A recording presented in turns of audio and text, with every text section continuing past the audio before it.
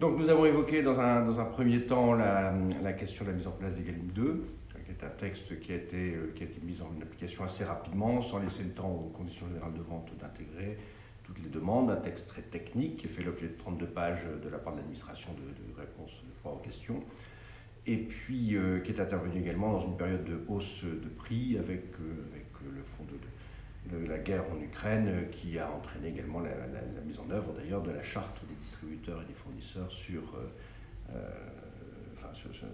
compte tenu de ces événements récents. On a également évoqué le fait que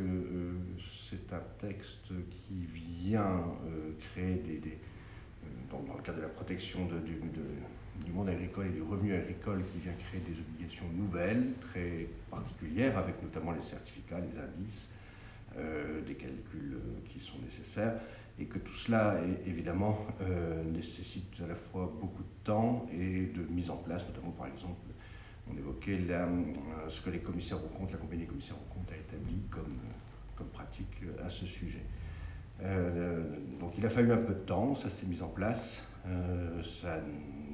demandé du temps, mais ça s'est réalisé. On a évoqué également la PPL, qu'on appelle Egalim 3 à tort, qui elle vise éventuellement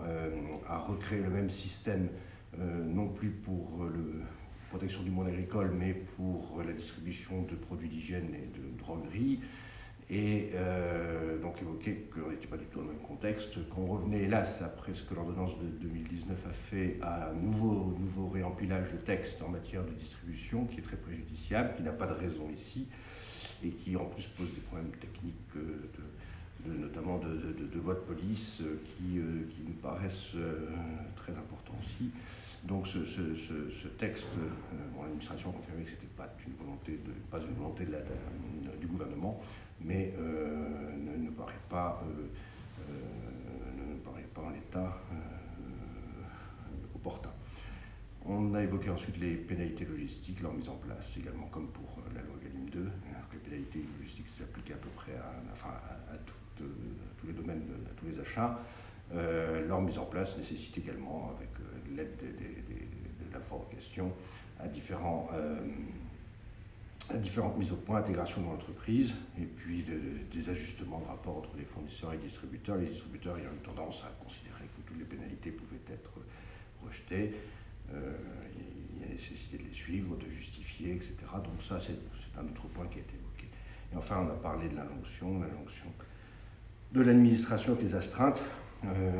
qui nécessite que l'administration réponde quand elle a fait une injonction au distributeur ou à la personne à qui elle a fait l'injonction en tout cas, pour qu'il puisse savoir si cette astreinte cesse bien de courir et si les conditions demandées sont satisfaites. On a évoqué également les procédures de référés, de judiciaires qui peuvent exister, mais qui ne sont pas judiciaires d'ailleurs, puisque c'est une compétence qui sera du tribunal administratif. Et donc on a également évoqué l'importance des tribunaux de l'ordre administratif